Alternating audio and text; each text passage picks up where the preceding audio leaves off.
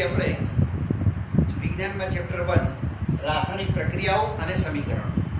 હવે રાસાયણિક પ્રક્રિયાઓ જ્યારે આપણે યાદ કરીએ ત્યારે આપણને પ્રયોગશાળા કે લેબોરેટરી યાદ આવે. એટલે પ્રયોગશાળાની અંદર કોઈ પ્રયોગ થતા હોય અને આપણે એના સાધનો વિશે આપણને ખ્યાલ આવે, પણ આપણને એ પણ ખબર છે કે રોજિંદા જીવનમાં પણ રાસાયણિક પ્રક્રિયાઓ થાય છે. કે જેમ કે તમે એમ કહી શકો કે તમે જમો છો, જે ખોરાક ગ્રહણ કરો છો એનું પાચન થાય છે, એ પણ રાસાયણિક પ્રક્રિયા છે. તમારી મમ્મી ખોરાક બનાવતી હોય, રાંધતી હોય, એ પણ રાસાયણિક પ્રક્રિયા છે. લોખંડ છે એટલે કે તવા, તપેલા કે ખીલા, એને ભેજવાળી હવામાં રાખો તો કાટ લાગી જાય, તો એ પણ રાસાયણિક પ્રક્રિયા છે. ઉનાળામાં ઓરડાના તાપમાને રાખેલું દૂધ જો લાંબા સમય સુધી રહે તો એ પણ બગડી જાય છે, તો એ પણ રાસાયણિક પ્રક્રિયા છે. તો એમ કહી શકાય કે આપણી ઘણી બધી રાસાયણિક પ્રક્રિયાઓ છે. તમને ખબર છે કે દ્રાક્ષ કે ફળો છે એ લાંબા સમય સુધી રહે અથવા કોવાય કે એનું આથમણ થઈ જાય તો એ પણ રાસાયણિક પ્રક્રિયા છે. તો કે આવી બધી ઘણી બધી રાસાયણિક પ્રક્રિયાઓ છે કે જેના કારણે આપણે રોજિંદા જીવનમાં એની ઓળખ કરી શકીએ કે આ રાસાયણિક પ્રક્રિયાઓ છે. તમે શ્વાસોચ્છ્વાસી ક્રિયા કરો છો, પરિણામે ખોરાકનું પાચન થાય, એમાં શક્તિ ઉત્પન્ન થાય છે, એ પણ રાસાયણિક પ્રક્રિયા છે. તો કે આવી ઘણી બધી રાસાયણિક પ્રક્રિયાઓ છે કે જે રોજિંદા જીવનમાં બનતી હોય છે. તો એ સૌથી પહેલાં આપણે જોઈ લઈએ કે રોજિંદા જીવનમાં થતી રાસાયણિક પ્રક્રિયાઓ. રોજિંદા જીવનમાં થતી રાસાયણિક પ્રક્રિયાઓ. હવે અહીંયા પહેલું લઈએ તો કે ઉનાળામાં ઓરડાના તાપમાને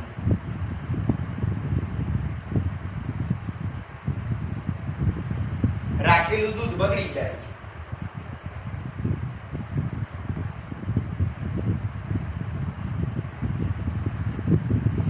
ઓરડાના તાપમાને રાખેલું દૂધ બગડી જાય. નંબર 2 લઈએ આપણે કે લોખંડના તવા, તપેલા કે ખીલી ભેજવાળી હવામાં રાખતા,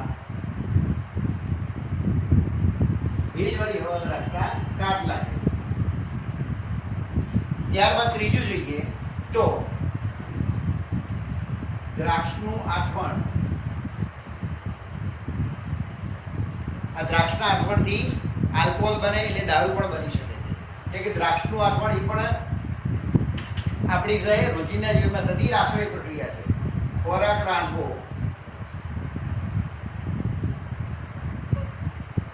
ખોરાકનું પાચન અને શ્વાસોચ્છ્વાસી ક્રિયા.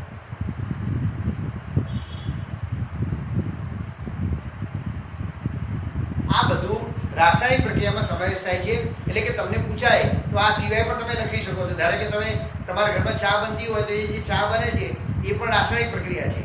તો આમ કહી શકાય કે રોજિંદા જીવનમાં ઘણી બધી રાસાયણિક પ્રક્રિયા થતી હોય છે. ફળ બગડી જાય છે કે કોઈ વસ્તુ કોવાઈ જાય તો એ રાસાયણિક પ્રક્રિયા થાય છે. તો આવી અનેક રાસાયણિક પ્રક્રિયાઓ રોજિંદા જીવનમાં થતી હોય છે, જે આપણને ખબર હોવી જોઈએ. હવે આપણે વાત કરીએ કે ભાઈ પ્રયોગશાળાની અંદર અને કેવી રીતે રાસાયણિક પ્રક્રિયા થતી હોય, તો એનું આપણે એક ઉદાહરણ લઈએ તો આપણે એમ કહીએ કે ભાઈ મેગ્નેશિયમની પટ્ટી, મેગ્નેશિયમ ધાતુ છે, તમને ખબર છે, એ સફેદ રંગની ધાતુ હોય, એને કાચ પેપરથી ઘસી મેગ્નેશિયમની પટ્ટીને બર્નર પર ગરમ કરવામાં આવે. એટલે આપણે એમ કહી શકીએ કે બર્નર છે તો આ રીતે બર્નર હોય, એની પર મેગ્નેશિયમની પટ્ટીને ગરમ કરવામાં આવે તો શું થાય? તો કે મેગ્નેશિયમની પટ્ટીને કાચ પેપર વડે ઘસી અને બર્નર પર ગરમ કરવામાં આવે તો એ આંખને આંચી નાખે જેવી જ્યોત સાથે સળગે છે અને સફેદ રાખ મળે છે. સફેદ રાખ જે મળે છે એ સફેદ રાખ એ મેગ્નેશિયમની પટ્ટી સળગવાથી મળ્યું. એટલે કે આંખને આંચી નાખે એવો પ્રકાશ ઉત્પન્ન થાય અને આપણને સફેદ રાખ મળે છે. એ સફેદ રાખ છે એ મેગ્નેશિયમ ઓક્સાઇડ છે. અહીંયા મેગ્નેશિયમની પટ્ટી સળગવી, કોઈ પણ વસ્તુ સળગવી એટલે કે ઓક્સિજન જોડે પ્રક્રિયા થવી, એને આપણે સળગવું કહીએ છીએ. એટલે કે મેગ્નેશિયમની પટ્ટીને કાચ પેપર વડે ઘસી અને ત્યારબાદ એને બર્નરથી સળગાવતા આપણને આંખને આંચી નાખે એવો પ્રકાશ મળે છે અને સફેદ રાખ મળે છે, જેને મેગ્નેશિયમ ઓક્સાઇડ કહેવાય છે. અહીંયા લખી શકીએ કે અહીંયા આપણને મેગ્નેશિયમ ઓક્સાઇડ મળે.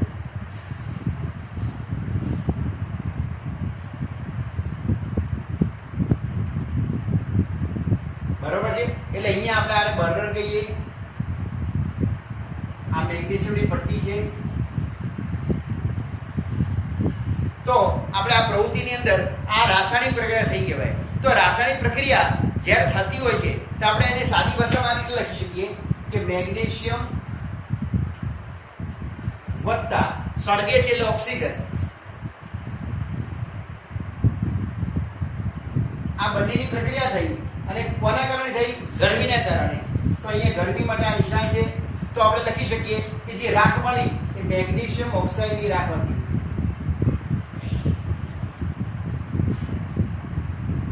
તો આપણે આ મેગ્નેશિયમ ઓક્સાઇડની રાખ મળી એટલે કે આ રાસાયણિક પ્રક્રિયા થઈ. પણ હવે તમારે આગળ બી ભણવાનું છે ને અત્યારે ભણવાનું છે કે આ જે પ્રક્રિયા થઈ એને આપણે સાંકેતિક સ્વરૂપમાં કેવી રીતે દર્શાવી શકીએ. તો સાંકેતિક સ્વરૂપમાં દર્શાવીએ તો ઘણા બધા સમીકરણો અને ઘણી બધી વિગતો થોડાકમાં મળી જાય. એટલે કે ઓછા લખાણથી વધારે વિગત મળી જાય. તો એ કેવી રીતે કહી શકાય? તો આપણે મેગ્નેશિયમની સંજ્ઞા ખબર છે, આને Mg કહેવાય, ઓક્સિજન છે ને O2 કહેવાય, પછી ગરમી આપે છે મેગ્નેશિયમ ઓક્સાઇડ એટલે કે MgO કહેવાય. તો આપણે એને સમીકરણ આ રીતે લખી શકીએ. હવે તમે સમજો કે જે આ વચ્ચે જે પ્રક્રિયા થઈ તીરનું નિશાન એની ડાબી બાજુ પ્રક્રિયકો કહેવાય. શું કહેવાય? પ્રક્રિયકો એટલે કે પ્રક્રિયા કરનાર, અને જમણી બાજુ મળે એને નિપજ કહેવાય. એટલે કે તીરની ડાબી બાજુ પ્રક્રિયકો, જમણી બાજુ નિપજ મળે છે. હવે આપણે એમ જોઈએ તો દરેકે દરેક જે તત્વનો પરમાણુ છે એની સંખ્યા, જે સંખ્યા પ્રક્રિયા પહેલા હોય અને જેટલી સંખ્યામાં હોય એટલી સંખ્યા આપણને નિપજમાં પણ મળવી જોઈએ. એટલે કે ડાબી બાજુ જેટલી પરમાણુ સંખ્યા હોય એટલી જમણી બાજુ મળવી જોઈએ. તો એને સંતુલિત કરવું કહેવાય. એટલે કે સમીકરણને સંતુલિત કરવા શું કરી શકીએ? તો આપણને ખબર છે ઓક્સિજન 2 છે, ઓક્સિજન 2 છે ને અહીંયા ઓક્સિજન 1 જ છે. તો આપણે શું લખી શકીએ? તો કે અહીંયા 2 ઓક્સિજન લખીએ આગળ, તો ઓક્સિજન 2 થાય ને Mg પણ 2 થાય. તો અહીંયા આપણે 2 લખી રાખીએ. તો હવે બંને બાજુ સમીકરણ સંતુલિત થઈ જાય. કેવી રીતે સંતુલિત થાય? તો કે Mg ના 2 પરમાણુ, Mg ના 2 પરમાણુ, O ના 2 પરમાણુ, O ના 2 પરમાણુ, આ રીતે સમીકરણ સંતુલિત થઈ શકે છે. એટલે કે કોઈ પણ રાસાયણિક પ્રક્રિયા હોય એને સમીકરણ સ્વરૂપમાં લખી શકાય. સમીકરણમાં સ્વરૂપમાં લખ્યા પછી એને સંતુલિત કરી શકાય અને એ ઉપરાંત એની ભૌતિક અવસ્થા લખી શકાય. ઘન હોય તો સોલિડ એટલે કે S લખી શકાય, પ્રવાહી હોય તો L એટલે લિક્વિડ લખી શકાય, ગેસ હોય વાયુ હોય એટલે G લખી શકાય, અને દ્રાવણ હોય તો AQ એટલે કે એક્વાયર એટલે દ્રાવણ લખી શકાય. તો અહીંયા મેગ્નેશિયમની પટ્ટી ઘન સ્વરૂપમાં હતી તો અહીંયા લખી શકીએ કે અહીંયા સોલિડ છે. ઓક્સિજન જોડે એટલે ઓક્સિજન વાયુ સ્વરૂપમાં હતો એટલે ગેસ લખી શકાય. અને મેગ્નેશિયમ ઓક્સાઇડની રાખ મળી છે એટલે કે ઘન સ્વરૂપમાં છે તો આપણે આ રીતે લખી શકીએ. આ ભૌતિક અવસ્થા દર્શાવી કહેવાય. એટલે કે જ્યારે મોટાભાગે આપણે રાસાયણિક સમીકરણ લખીએ તો સમીકરણ બંને બાજુ સંતુલિત હોવું જોઈએ, વત્તા તેની ભૌતિક અવસ્થા દર્શાવવી પડે છે. તો કે આ આપણી પ્રવૃત્તિ 1.1 હતી કે જેમાં મેગ્નેશિયમની પટ્ટી સળગાઈ હતી. હવે આપણે બીજી પ્રક્રિયા જોઈએ અને બીજી પ્રક્રિયાની અંદર એમ કે છે કે લેડ નાઇટ્રેટ નો પાવડર આવે છે સફેદ, એના દ્રાવણમાં પોટેશિયમ આયોડાઇડ આપણે ઉમેરીએ છીએ તો શું થાય છે એની વાત કરીએ. તો કે એ બીજી પ્રવૃત્તિની અંદર લેડ નાઇટ્રેટ એટલે PbNO3 ટ્વાઇસ, આ લેડ નાઇટ્રેટ છે, એની અંદર પોટેશિયમ આયોડાઇડ ઉમેરીએ, એનું દ્રાવણ ઉમેરીએ છીએ. આ પણ આપણે દ્રાવણ મળી ગયું, આ દ્રાવણ ઉમેર્યું તો આપણને શું મળે છે? તો PbI2 મળે છે એટલે કે લેડ આયોડાઇડ. શું મળે છે? લેડ આયોડાઇડનું દ્રાવણ મળે છે. અને બીજું આપણી પાસે પોટેશિયમ નાઇટ્રેટ મળે છે. તો અહીંયા બીજી પ્રવૃત્તિની અંદર લેડ નાઇટ્રેટના દ્રાવણમાં પોટેશિયમ આયોડાઇડ ઉમેરવામાં આવે તો આપણને લેડ આયોડાઇડ મળે છે. અને લેડ આયોડાઇડ પીળા રંગનું હોય છે. કયા રંગનું હોય છે? પીળા રંગનું હોય છે. પોટેશિયમ આયોડાઇડ રંગવિહીન હોય છે. અને આપણે આ રીતે આપણે પ્રક્રિયા થાય છે. તો કે આપણે આવી રીતે રાસાયણિક પ્રક્રિયાઓ લખી શકીએ છીએ. હવે આપણે પ્રવૃત્તિ 1.3 જોઈએ. પ્રવૃત્તિ 1.3 માં એક કોનિકલ ફ્લાસ્ક લેવાનો છે, એની ઉપર એક કાણાવાળો ગુસ્સી બંધ કરવાનું છે. કોનિકલ ફ્લાસ્કની અંદર ઝીંકના ટુકડા લેવાના છે, દાણાદાર ઝીંકના ટુકડા લેવાના છે, જે તમે જોઈ શકો છો. હવે અહીંયા ઉપર એક કાણાવાળા ગુચ્છુની જે કસળી પસાર કરીએ છીએ એમાંથી ધીમે ધીમે મંદ સલ્ફ્યુરિક એસિડ અથવા મંદ હાઇડ્રોક્લોરિક એસિડ અંદર ધીમે ધીમે નાખવામાં આવે છે. તો આ સલ્ફ્યુરિક એસિડ અને ઝીંકના ટુકડા વચ્ચે પ્રક્રિયા થાય છે. આ જે પ્રક્રિયા થાય છે એ પ્રક્રિયાને પરિણામે અહીંયા જે પરપોટા ઉત્પન્ન થાય છે, આ જે પરપોટા છે હાઇડ્રોજન વાયુના પરપોટા છે, એટલે કે H2 વાયુ ઉત્પન્ન થાય છે. એટલે આપણે એમ કહી શકીએ કે એક કોનિકલ ફ્લાસ્કમાં દાણાદાર ઝીંક લો, એક કાણાવાળા પુષ્ટિ બંધ કરો, ઉપર કસણીમાંથી ધીમે ધીમે મંદ સલ્ફ્યુરિક એસિડ અથવા મંદ હાઇડ્રોક્લોરિક એસિડ નાખવામાં આવે તો સલ્ફ્યુરિક એસિડ અને દાણાદાર ઝીંક વચ્ચે પ્રક્રિયા થઈને હાઇડ્રોજન વાયુ ઉત્પન્ન થાય છે.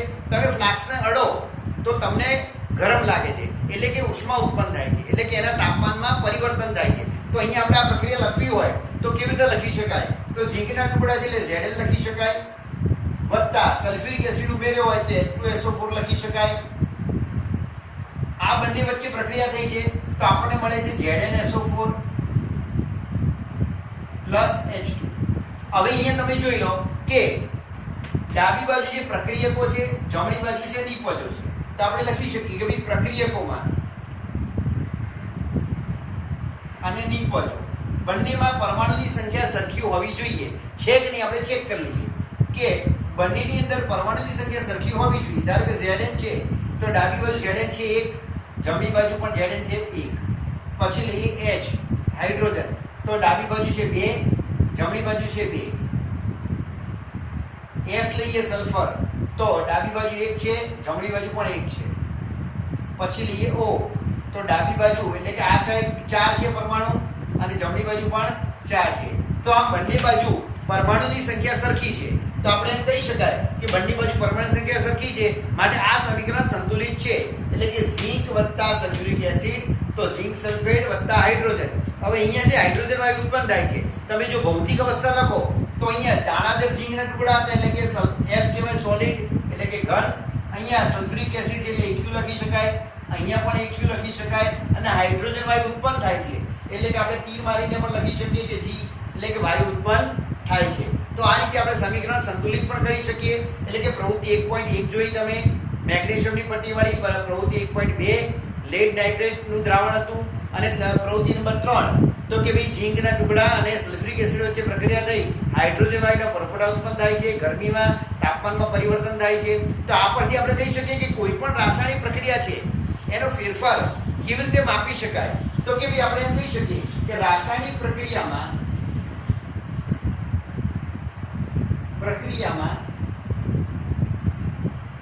થતા ફેરફાર. તો પહેલું આપણે લખીએ તો ભૌતિક અવસ્થામાં ફેરફાર થાય.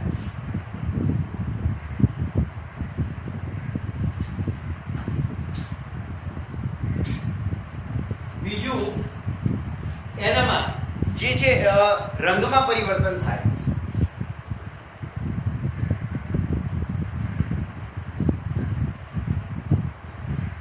પછી વાયુનો ઉદ્ભવ થઈ શકે,